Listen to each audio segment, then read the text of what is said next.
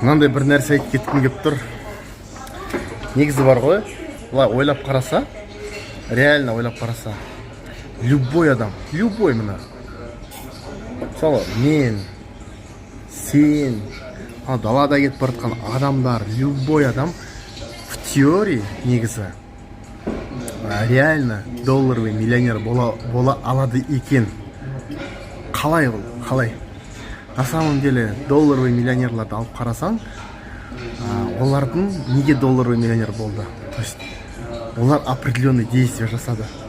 То есть егер де сендер или мен определенный бір действие жасасам, бізде де миллионер болады екенбіз долларовый. Бұны түсіну сендерге қиын болады шығар негізі. Но расында ойланып қараса, шын рас. Потому что қазіргі миллионерлар бар ғой, долларовый миллионерлар. Миллиардер бар доллар, бірақ миллиардер туралы айтпай ақ қояйық, слишком высокий полет олардікі. Долларовый миллионерларға тоқтап кетсек, ол долларовый миллионерлар неше алдында бір статья оққам. Долларовый миллионерлардың 85% начинали снизу дейді, то есть олар короче снизу көтерілген да, ешқандай первоначальный капитал болмаған, сондай. И в теории олар сделали правильные действия, когда успехқа келетін, и соответственно вот результат.